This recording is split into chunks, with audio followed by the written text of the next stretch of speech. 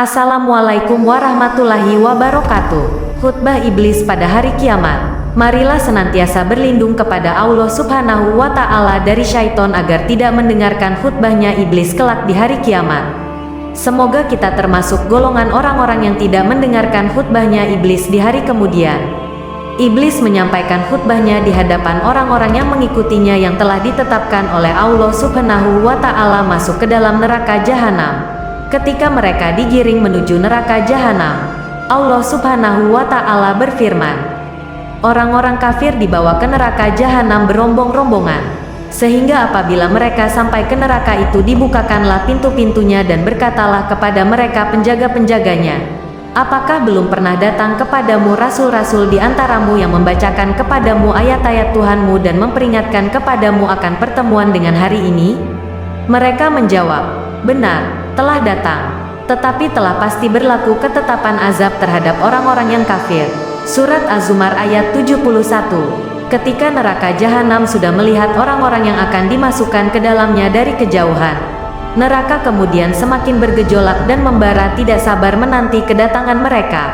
Allah Subhanahu wa Ta'ala berfirman, apabila neraka itu melihat mereka dari tempat yang jauh, mereka mendengar kegeramannya dan suara nyalanya. Surat Al-Furqan ayat 12. Pada hari kiamat iblis akan menyampaikan khutbahnya di hadapan penghuni neraka. Sebuah khutbah yang menyentuh hati yang akan membuat mereka semakin bersedih dan sangat menyesal karena mereka mengikuti perintah iblis yang ternyata menyesatkan.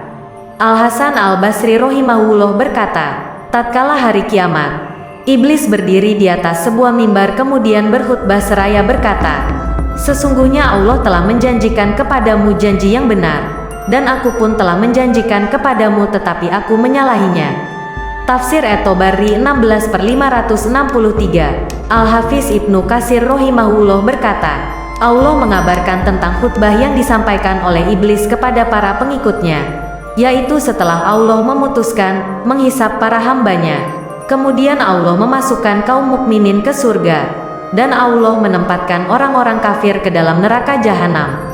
Maka iblis tatkala itu berdiri dan berkhutbah kepada para pengikutnya agar semakin menambah kesedihan mereka, kerugian di atas kerugian, serta penyesalan di atas penyesalan.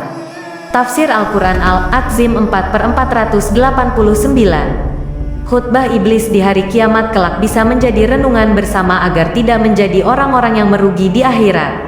Sebab ketika dilaknat dan dikeluarkan dari surga oleh Allah Subhanahu wa Ta'ala untuk bersujud kepada Nabi Adam, iblis bersumpah untuk menyesatkan anak cucu Adam hingga akhir zaman. Iblis juga memohon kepada Allah agar ditangguhkan ajalnya hingga hari kiamat, dan Allah mengabulkan doa iblis. Kisah tersebut diabadikan di dalam Al-Quran. Berkata iblis, ya Tuhanku, kalau begitu, maka beri tangguhlah kepadaku sampai hari manusia dibangkitkan. Allah berfirman, kalau begitu, maka sesungguhnya kamu termasuk orang-orang yang diberi tangguh. Surat Al-Hir ayat 36 dan 37. Setelah itu, iblis lalu berusaha untuk terus menyesatkan manusia dari jalan Allah Subhanahu wa Ta'ala hingga hari kiamat. Isi khutbah iblis di hari kiamat.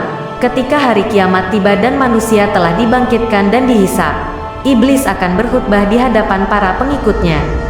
Khutbah iblis di hari kiamat ini merupakan khutbah yang paling menyentuh sekaligus bisa menjadi renungan bersama agar kita tidak ikut tersesat bersama iblis dan para pengikutnya.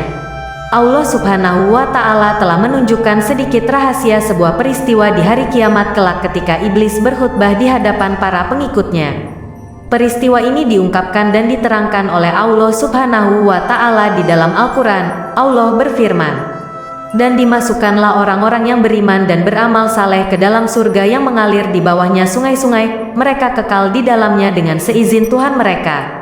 Ucapan penghormatan mereka dalam surga itu ialah salam. Surat Ibrahim ayat 23. Iblis kemudian berkhutbah kepada para pengikutnya tatkala mereka akan dimasukkan ke dalam neraka jahanam dan telah melihat api yang menyala-nyala yang siap membakar mereka sebagaimana firman Allah Subhanahu wa Ta'ala.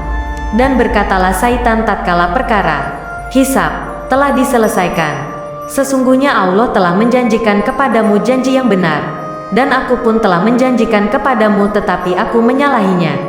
sekali-kali tidak ada kekuasaan bagiku terhadapmu, melainkan sekedar aku menyeru kamu lalu kamu mematuhi seruanku. Oleh sebab itu janganlah kamu mencerca aku akan tetapi cercalah dirimu sendiri.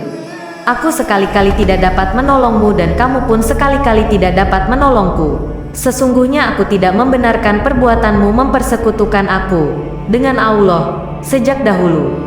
Sesungguhnya orang-orang yang zalim itu mendapat siksaan yang pedih.